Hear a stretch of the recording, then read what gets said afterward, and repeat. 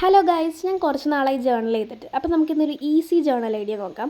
അപ്പോൾ അതിനാദ്യം ഇതുപോലെ ഒരു ബ്രൗൺ പേപ്പർ എടുക്കുക. എന്നിട്ട് അതിൻ്റെ എഡ്ജസ് ഇതുപോലെ ഒന്ന് കീറി കൊടുക്കണം. എന്നിട്ട് നമ്മൾ ആ പേജിലോട്ട് ഒട്ടിച്ചെടുക്കുക. എന്നിട്ട് വേറൊരു വൈറ്റ് പേപ്പർ എടുത്തിട്ട് ഇതുപോലെ ഒന്ന് ഗ്രിഡ് ലൈൻസ് വരച്ചെടുക്കണം. എന്നിട്ട് അതിൻ്റെ എഡ്ജസും ഇതുപോലെ ഒന്ന് കീറെടുത്തിട്ട് ഒന്ന് ഒട്ടിച്ചെടുക്കുക.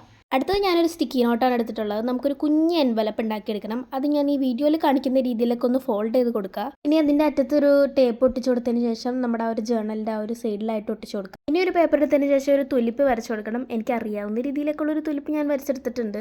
ഇനി ആ തുലിപ്പ് ഫ്ലവർ നമ്മുടെ എൻവലപ്പിൻ്റെ ഉള്ളിലായിട്ടൊന്ന് ഒട്ടിച്ചു കൊടുക്കണം. ഈ ബട്ടർഫ്ലൈനെ വരച്ചെടുക്കാനുള്ള മടി കാരണം ഞാൻ ബട്ടർഫ്ലൈനെ പ്രിൻറ്റ് ചെയ്താണ് എടുത്തിട്ടുള്ളത്. ഞാൻ ആ ബട്ടർഫ്ലൈനെ ആ ഒരു മുകളിൽ സൈഡിലായിട്ട് ഒട്ടിച്ചു കൊടുത്തിട്ടുണ്ട്.